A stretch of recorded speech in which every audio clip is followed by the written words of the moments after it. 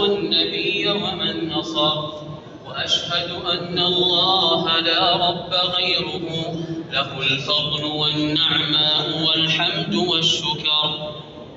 سيبدو لنا يوم القيامة بارزا فنبصره جهرا كما نبصر القمر، وأن كلام الله ليس بمحدث، ومن قال مخلوق فبالله قد كفر. أدين بقول الهاشمي محمد، وما بمقال الجهمد ولا القدر، ولا الرفض والإرجاء ديني، وإنني لبان على التنزيل ثم على الأثر. فديني دين قيم قد عرفته، أبوح به إن ملحد دينه ستر. بهذا أرجي من إلهي عفوه، وأرجو بهذا الفوز يا رب من سقر. أجرني يا رحمن إنك سيدي، وجارك في أمن وفي أعظم الحذر. يقول رحمه الله: منحتكم يا أهل ودي نصيحتي، وإني بها في العالمين لمشتهر.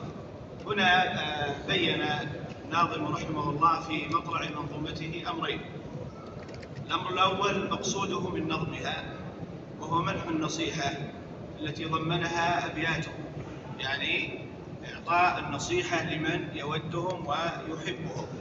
والنصيحة كلمة جامعة معناها حيازة الحظ للمنصوح له، ولا شك أن القيام بنصح الخلق هذا دليل على الصدق في المحبة. ثم إن دين الله جل وعلا قائم على النصيحة لعموم المسلمين. قد جاء في حديث تميم بن أوس الداري رضي الله تعالى عنه أن النبي صلى الله عليه وسلم قال: الدين النصيحة. قلنا: لمن؟ قال: لله ولكتابه ولرسوله ولأئمة المسلمين وعامتهم. رواه مسلم. النصيحة لعامة المسلمين إرشادهم إلى ما فيه مصالحهم.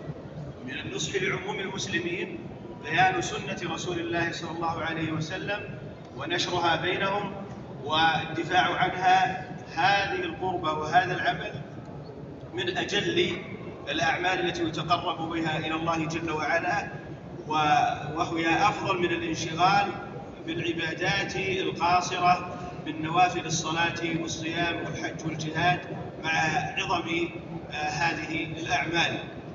قال الحافظ ابن رجب رحمه الله: قال الفضيل بن عياض: ما أدرك عندنا من أدرك بكثرة الصلاة والصيام، وإنما أدرك عندنا بسخاء الأنفس وسلامة الصدور والنصح للأمة. وجاء عن الإمام أحمد رحمه الله أنه سئل: الرجل يصوم ويعتكف أحب إليك أو يتكلم فيها أهل البدع؟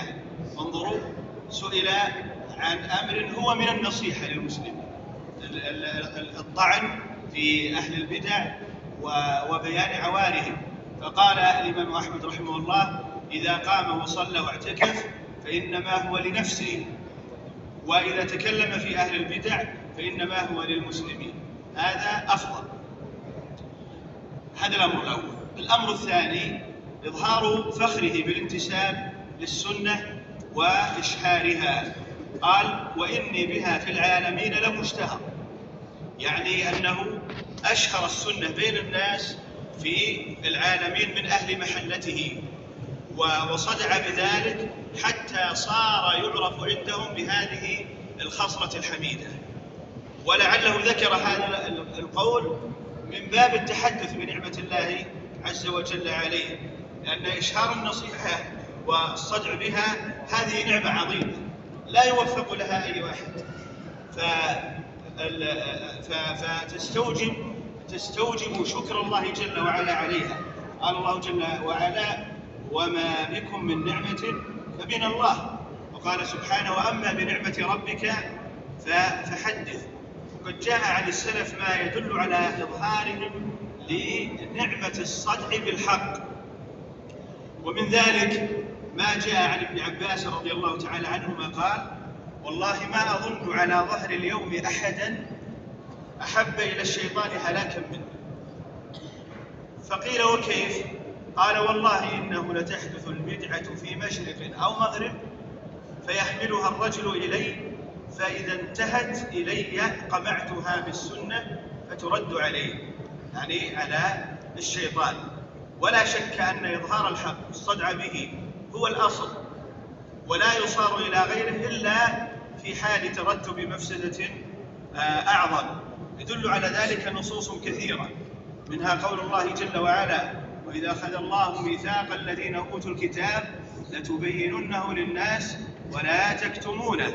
وقال جل وعلا: فاصدع بما تؤمر وأعرض عن المشركين.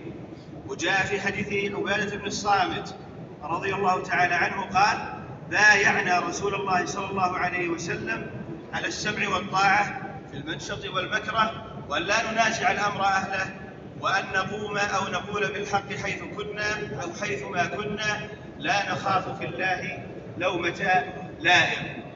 رواه البخاري ومسلم.